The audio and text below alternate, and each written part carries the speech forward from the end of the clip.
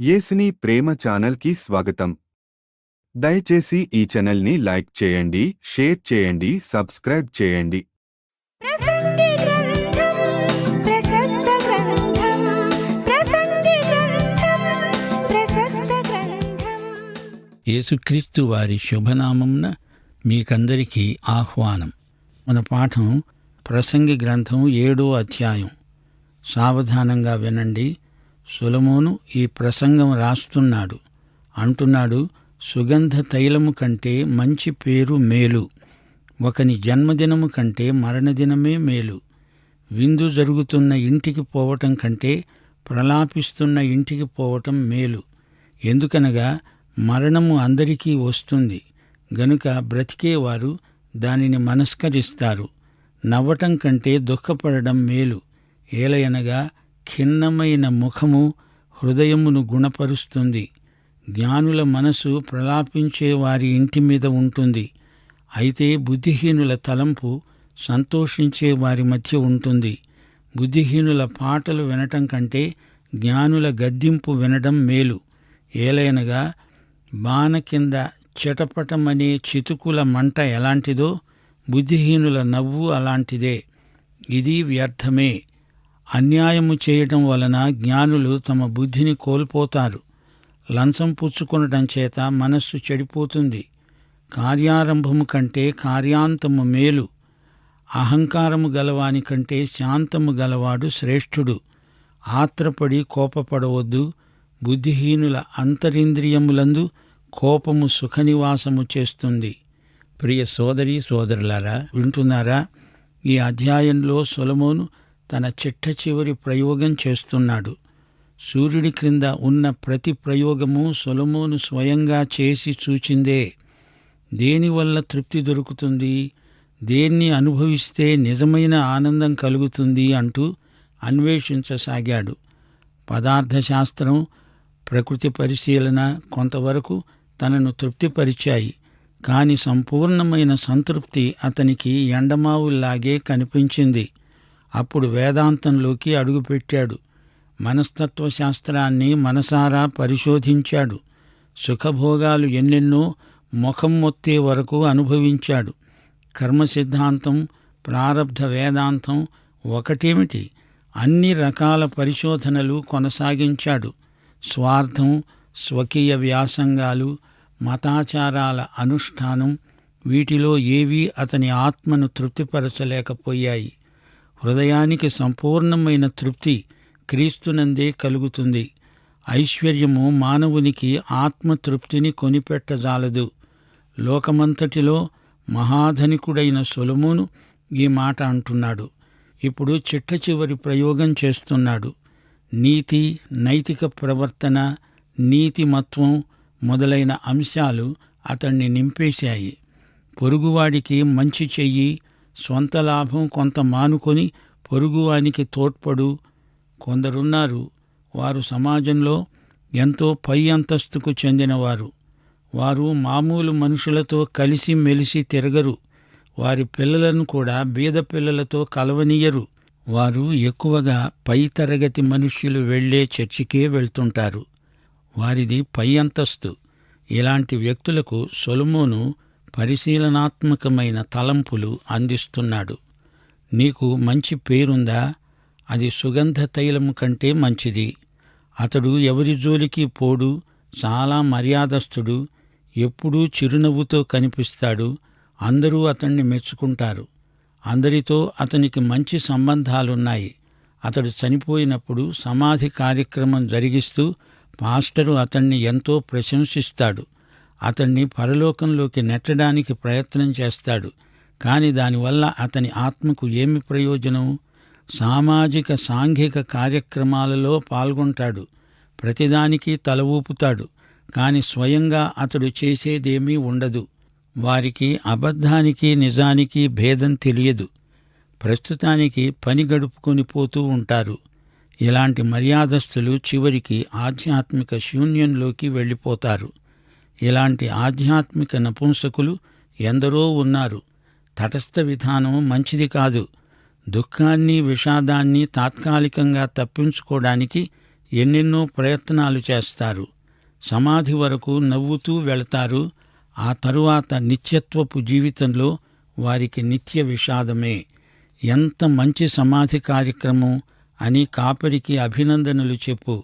కాని ఆ చనిపోయిన వ్యక్తి ఎక్కడికి వెళ్ళాడు? అతని నిత్యత్వం ఎలాంటిది? ఇది ఎవరూ ఆలోచించరు. చచ్చిన వాణ్ణి పాతేసి వచ్చి స్నానాలు చేసి చక్కని విందు ఆరగిస్తూ హాస్యోక్తులు పలుకుతూ నవ్వుకుంటారు. మరణానికి అవతల ఏముందో ఎంతమంది ఆలోచిస్తున్నారు? ఆ వ్యక్తి రక్షించబడిన వాడేనా? క్రీస్తునందు అతనికి దేవునితో సరైన సంబంధం ఉన్నదా? వారికది అంత ముఖ్యమనిపించదు. వారు పరోపకారంలో పట్టభద్రులు, కాని పరలోక విషయములో నిష్ఠదరిద్రులు. ఒక జ్ఞాని నిన్ను విమర్శించినప్పుడు దాన్ని కృతజ్ఞతతో అంగీకరించు. నిన్ను ఊరిక పొగిడే వ్యక్తిని కూడా గమనించు. కుక్కలు పిల్లులు రెండూ అవసరమే. కుక్క యజమాని క్షేమాన్ని కోరుతుంది. పిల్లికి యజమాని ఉన్నా పోయినా తన తిండి తనకు దొరికితే చాలు అనుకుంటుంది. ప్రతిదానికి కోప్పడొద్దు. అందరితో స్నేహంగానే ఉండు. అవసరమొస్తే రాజీపడు. నీ వ్యాపారం అభివృద్ధి పొందడం అది నీకు ముఖ్యం అంటుంది వాణిజ్య కళ. వారితో వీరితో అందరితో బాగా ఉండు. పని గడుపుకో. శనివారం రాత్రి వరకు నీ ఇష్టం వచ్చినట్లు బ్రతుకు. తిను, తాగు. ఆదివారం చక్కగా ప్రార్థన మందిరానికి వెళ్ళు. పాటలు పాడు. మోకరిల్లు. నిలువబడు. సాష్టాంగపడు. నీవు అందరిలాగే ఉండు. ఇది ఆధునిక వేదాంతం. ఇలాంటి ద్విమనస్కత చాలామందిలో ఉంది. ఇది కేవలము ఆత్మవంచన. ఇదే ప్రసంగి యొక్క పరిశోధన. 10వ వచనం నుండి, ఈ దినముల కంటే మునుపటి దినములు ఎందుకు క్షేమకరములు అని అడగవద్దు. ఈ ప్రశ్న వేయడము జ్ఞానయుక్తము కాదు. జ్ఞానము స్వాస్థ్యమంత ఉపయోగము. సూర్యుని కింద బ్రతికే వారికి అది లాభకరము. జ్ఞానము ఆశ్రయాస్పదము. ద్రవ్యము ఆశ్రయాస్పదమే. అయితే జ్ఞానము దానిని పొందిన వారి ప్రాణమును రక్షిస్తుంది. ఇదే జ్ఞానము వలన కలిగే లాభం. దేవుని క్రియలను ధ్యానించు. ఆయన వంకరగా చేసిన దానిని ఎవడు చక్కపరుస్తాడు? సుఖదినమునందు సుఖంగా ఉండు. ఆపద్దినమందు యోచించు. తాము చనిపోయిన తరువాత జరిగే దానిని నరులు తెలుసుకొనకుండా దేవుడు సుఖదుఖములను జతపరిచి ఉన్నాడు. వింటున్నారా? జ్ఞానము మంచి స్వాస్థ్యము. ఇలాంటి వారసత్వం గలవారు ఎల్లప్పుడూ సంపన్నులే. సామెతల గ్రంథంలో జ్ఞానము అని వచ్చినప్పుడెల్లా ఆ జ్ఞానము క్రీస్తే అని గుర్తించాము. క్రీస్తే మనకు జ్ఞానమై ఉన్నాడు. క్రీస్తు లేని జ్ఞానము మత విషయిక మౌఢ్యానికి నడిపిస్తుంది. డబ్బు మనకు కాపుదల అంటే కొంతవరకు నిజమే గాని, డబ్బునే దేవుడిగా ఎంచుకొని సిరికి దాసుడివై క్రీస్తును పోగొట్టుకోవడం నిత్య నష్టం. క్రీస్తునందలి జ్ఞానం మనకు నిత్య జీవం. యోహాను సువార్త 17వ అధ్యాయంలో యేసు ప్రభు ప్రార్థన చేస్తూ అన్నాడు, అద్వితీయ సత్యదేవుడవైన నిన్ను, నీవు పంపిన క్రీస్తును ఎరిగి ఉండడమే నిత్య జీవం. మనకు జ్ఞానమై ఉన్న క్రీస్తు ద్వారా పరలోక విషయంలో ఆత్మ సంబంధమైన ప్రతి ఆశీర్వాదము మనకు సంక్రమిస్తుంది. 15వ వచనం నుండి, మా వ్యర్థ సంచారముల కాలములో నేను వీటినన్నిటినీ చూచాను. సొలొమోను ఒప్పుకుంటున్నాడు, అతడు చేసిన విహారయాత్రలు, ప్రయాణాలు అంతా వ్యర్థ సంచారమే. సొలొమోను కాలికి బలపం కట్టుకొని తిరిగి తిరిగి వీటినన్నిటినీ పరిశీలించాడు, అధ్యయనం చేశాడు. వాటినన్నిటినీ ఒకచోట చేర్చి పరిశోధనాత్మకమైన ప్రసంగ వ్యాసం రాశాడు. నీతిని అనుసరించి నశించిన నీతిమంతులు కలరు, దుర్మార్గులై ఉండి చిరాయువులైన దుష్టులు కలరు. నీతిమంతులు ఎన్నో హింసలకు గురి అవుతారు. పాత నిబంధన కాలంలో నీతిమంతులకు 20% హింసలే వచ్చాయి. కానీ కొత్త నిబంధన భక్తులకు 80% వచ్చాయి. దుర్మార్గులు ఇంకా బలిష్ఠులై ఎక్కువ కాలం బతుకుతున్నారు. సైతానుకు కూడా బలహీనులు అక్కర్లేదు, వాడికి బాగా బలమున్నవారు కావాలి. అందుకే సైతాను తన వారికి ఎక్కువ కండరాల బలమిచ్చి వారిని దేవుని బిడ్డల మీదికి ఉసికొల్పుతున్నాడు. దేవుని బిడ్డలు క్రీస్తునందున్న మహాకృపచేత బలవంతులై ఉంటారు. అధికముగా నీతిమంతుడవై ఉండవద్దు అనగా నీ నీతి నీ స్వంతది కాదు, యేసు నీతి నీకు ఆరోపించబడింది. అతిగా నీతి ప్రదర్శన చేసే వ్యర్థ ప్రయత్నం మానుకో. అధికముగా జ్ఞాని కావద్దు. యేసు జ్ఞానం నీకుంటే దాన్ని ప్రదర్శించడానికి నీవేమీ ప్రయాసపడనక్కర్లేదు. వెలుగు తనను గురించి తాను ప్రచారం చేసుకోనక్కర్లేదు. నీ నీతి నీ జ్ఞానం అప్రయత్నంగానే ఇతరులకు కనపడతాయి. అధికముగా దుర్మార్గపు పనులు చెయ్యకు అనగా దుర్మార్గపు పనులు చేస్తూ అందులో అతిశయిస్తూ రెచ్చిపోవద్దు. బుద్ధిహీనంగా తిరగవద్దు. సిగ్గు లేకుండా నలుగురిలో నీ తెలివి తక్కువతనాన్ని ప్రదర్శించుకుంటావా? ఇలాంటి పనులు చేస్తుంటే నీ కాలమునకు ముందుగా నీవు చనిపోతావు. అకాల మృత్యువు నిన్ను పొట్టన పెట్టుకుంటుంది. మంచిని పట్టుకో, దానిని చెయ్యి విడువవద్దు. గట్టిగా పట్టుకో. దేవుని యందు భయభక్తులు గలవాడివై వీటినన్నిటినీ కొనసాగించు. పట్టణమందు ఉన్న 10 మంది అధికారుల కంటే జ్ఞానము గలవానికి జ్ఞానమే ఎక్కువైన ఆధారం. 10 మంది అధికారులు అజ్ఞానులైతే అంతకంటే ఒక్క జ్ఞాని మేలు. అతడు పట్టణాన్ని కాపాడగలడు. పాపము చేయక మేలు చేస్తూ ఉండే నీతిమంతులు భూమి మీద ఒక్కడైనా లేడు. ఈ లోకంలో స్వతహాగా ఏ పాపము లేనివాడు, ఏ పాపము చెయ్యనివాడు ఎవడూ లేడు. మనుష్యులందరూ పాపులై పాపం చేస్తూ దేవుడు అనుగ్రహించే మహిమను పొందలేకపోతున్నారు. అయితే క్రీస్తునందలి విశ్వాసము చేత మనము నీతిమంతులమవుతున్నాము. యేసుక్రీస్తు తన నీతిని మనకు ఆరోపిస్తున్నాడు. చెప్పుడు మాటలు వినవద్దు. అలా విని నీ పనివానికి నీవు అన్యాయం చేస్తే, అతడు నిన్ను శపిస్తే, అది నీవు వింటే ఆ శాపము నీ మీదికి వస్తుంది. చెప్పుడు మాటలను లక్ష్యపెట్టవద్దు. సాడీలు చెప్పేవారు నీ చుట్టూరా చాలామంది ఉంటారు. నిన్ను ఎరిగినవాడు ఎవడో నిన్ను తిడతాడు. అది నీవు విని నీవు అతణ్ణి తిడతావు. అప్పుడు అతడి వల్ల నీవు, నీ వల్ల అతడు ఇద్దరూ చెడిపోతారు. నీవు మార్గమధ్యంలో అటూ ఇటూ చూడకుండా తిన్నగా నడిచిపో. నీవు జీవము గల మనిషివి.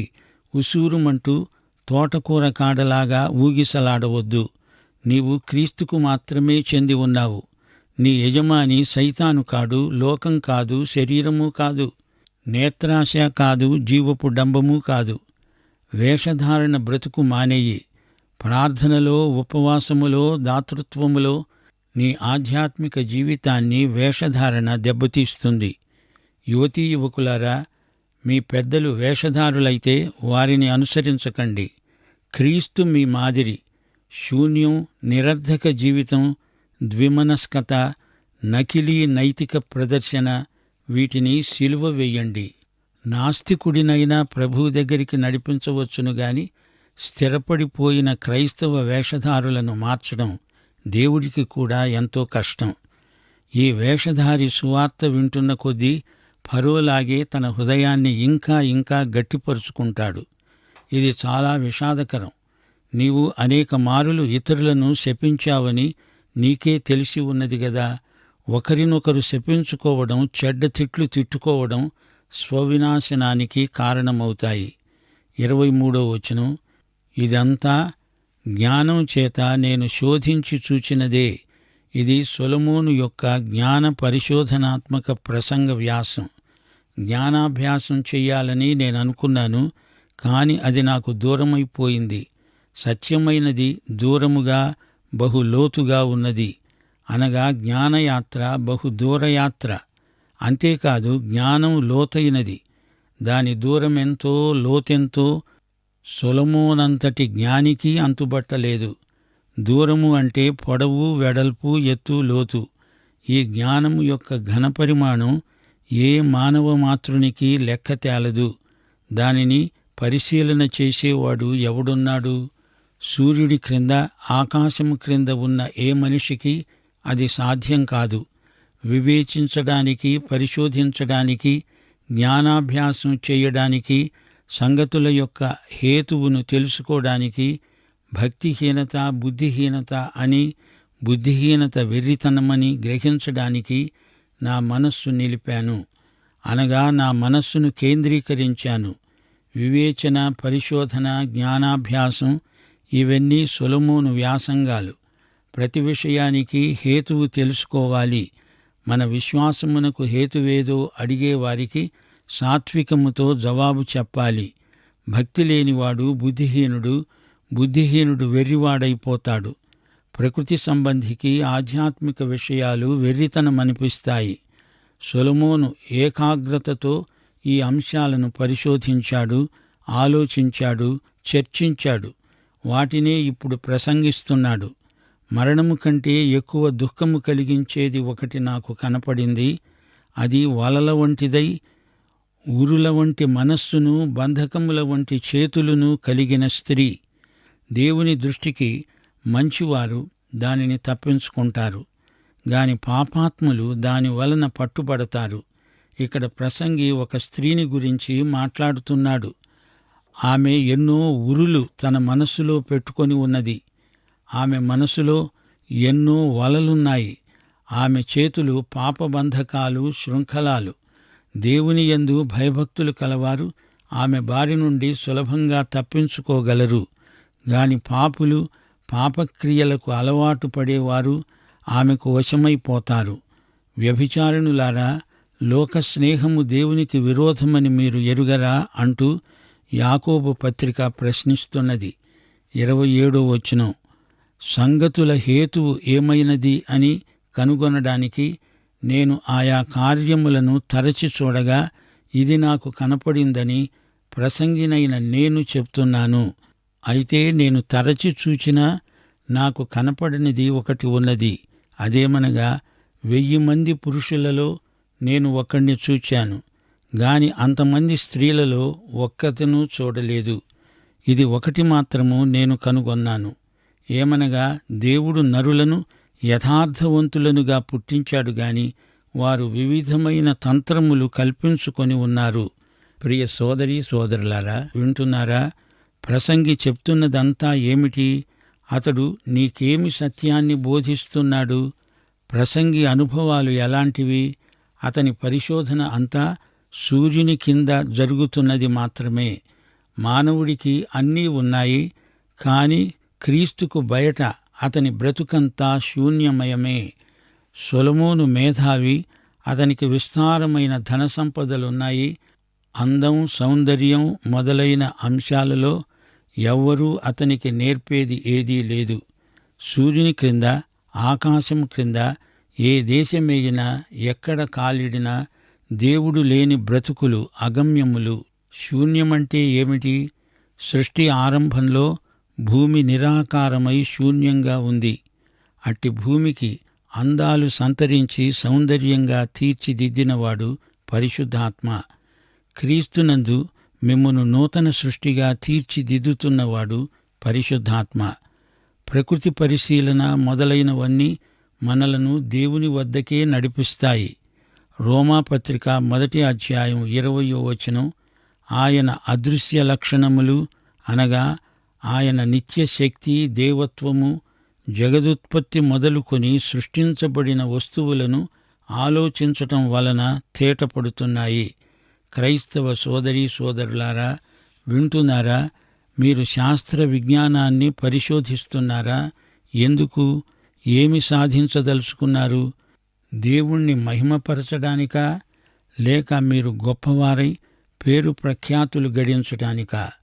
అలాగైతే చిట్టచివరికి మీరు ప్రసంగితో కలిసి అంతా వ్యర్థము అని పాట పాడాల్సి ఉంటుంది. మానవుడా, నీ ఉనికిని గురించిన దేవుని ఉద్దేశ్యమేమిటి? అజ్ఞానము వల్ల మూఢత్వం పెరుగుతుంది, కాని ఆత్మకు తృప్తి కలగదు. పని, కళలు, సంగీతం, సాహిత్యం, వేదాంతం ఇవన్నీ నీ మనసుకు కొంతకాలం నిషా కలిగించవచ్చు, కాని నీ ఆత్మలో శూన్యం అలాగే ఉండిపోతుంది. సమృద్ధి జీవితానికి తాళపు చెవి క్రీస్తు చేతిలో ఉంది. యెషయా గ్రంథం 26వ అధ్యాయం 3వ వచనం. ఎవని మనస్సు నీ మీద ఆనుకుంటుందో వానిని నీవు పూర్ణ శాంతి గలవానిగా కాపాడుతావు. కాలానికి స్థలానికి మనము బందీలం. ఇక్కడ ఉండి ఇక్కడి జ్ఞానంతో జీవిత మర్మాలను తెలుసుకోవడం అసాధ్యం. మానవుడికి తన జీవితం మీద ఎంత అధికారముంది? మరణంతో అంతా మట్టిలో కలిసిపోతుంది. మానవుని సమస్య జీవన్మరణ సమస్య. మానవుడు ప్రత్యేక సృష్టి. అతడు జంతువు కాడు, మృగము కాడు. నిత్యత్వము చేత ప్రభావితమైన జీవితాలు విలువలను కాపాడుకుంటాయి. లోకంలో చెడుగు ఉన్నది. మనము దేవుని బిడ్డలము గనుక దేవుని రాజ్యమును నీతిని మొదట వెదకాలి. అప్పుడు మన అక్కరలన్నీ తీరుతాయి. దేవుడు చేసిన నీతిమంతులే దేవుని రాజ్యములో పరిపాలకులు. ఇంత బ్రతుకు బ్రతికి చివరికి నరకములో పడే కంటే అసలు నీవు పుట్టకుండా ఉంటే బాగుండేది కదా. ఒకసారి ఇస్కరియోతు యూదాను గురించి ప్రభువు ఏమన్నాడు? నీ తల్లి నిన్ను కనకుండా ఉంటే ఎంత బాగుండేది. ప్రియ సోదరీ సోదరులారా, వింటున్నారా? ప్రసంగి గ్రంథాన్ని నిర్లక్ష్యం చేయకండి. ఇందలి సత్యాలను లోతుగా ధ్యానించండి. మానవుడిలో సహజంగా పోటీ మనస్తత్వం ఉంది. ఇతరుల కంటే నేను మించిపోవాలని, నేను స్వంతగా పనిచేసి ఏదో గొప్పవాడినైపోవాలని మానవుని సహజ వాంఛ. తప్పిపోయిన కుమారుడి జబ్బు అదే. నా తండ్రి, నీతో లెక్క ముగించుకుంటాను. నన్ను స్వంతగా బతకనియ్యి. నా జోలికి రావద్దు. నా బతుకు నేను చూసుకోగలను. ఇదే మనస్తత్వం కలిగిన వారు తప్పిపోయిన కుమారునితో పాటు కవలపిల్లలు కారా? దేవుని బిడ్డలు కష్టించి మంచి పని చేస్తారు. పోటీ కోసం కాదు. దేవుడిచ్చిన తలాంతు తమ శక్తి సామర్థ్యములకు అనుగుణంగా దేవుడిచ్చినదే.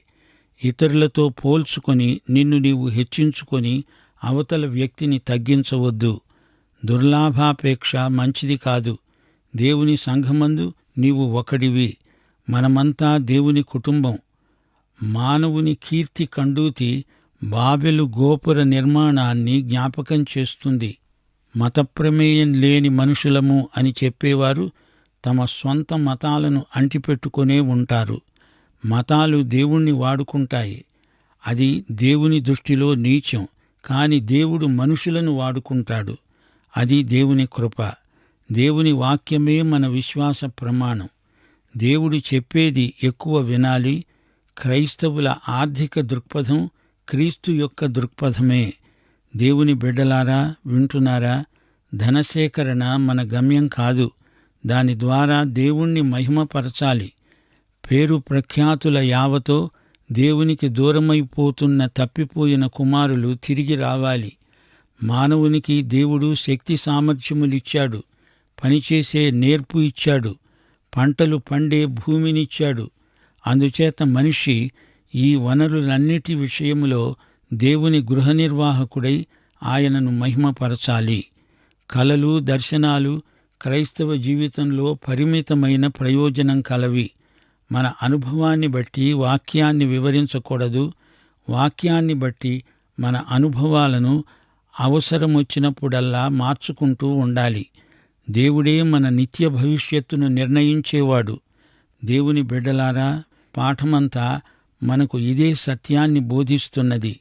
మరణము అనే సంఘటన మనందరికీ తప్పనిసరి. దుఃఖము, శ్రమలు మనలను క్రమశిక్షితులను చేస్తాయి. మనము గతకాలంలో జీవించలేము గదా. సుఖభోగాల వెంట పరుగులు పెట్టే కంటే హృదయంలో జ్ఞానం అంకురించటం ముఖ్యం. సొలొమోను చెప్పిన ప్రతి మాట కొత్త నిబంధనలోని సత్యాలతో సరిపోల్చుకోవాలి. ప్రియ సోదరీ సోదరులారా, నీవు యేసుక్రీస్తును నీ స్వకీయ రక్షకునిగా, ప్రభువుగా ఎరుగుదువా? యేసే నీకు జ్ఞానం, పరిశుద్ధత, నీతి, విమోచన అయి ఉన్నాడా? అయితే ఈ పాఠం నీకోసమే. మన ప్రభు అయిన యేసుక్రీస్తు వారి దివ్యకృప, తండ్రి అయిన దేవుని పరమ ప్రేమ, పరిశుద్ధాత్మ యొక్క అన్యోన్య సహవాసము, సహాయము, నిత్యత్వము పర్యంతము మనకు తోడై ఉండునుగాక. ఆమేన్. దయచేసి ఈ ఛానల్ని లైక్ చేయండి, షేర్ చేయండి, సబ్స్క్రైబ్ చేయండి.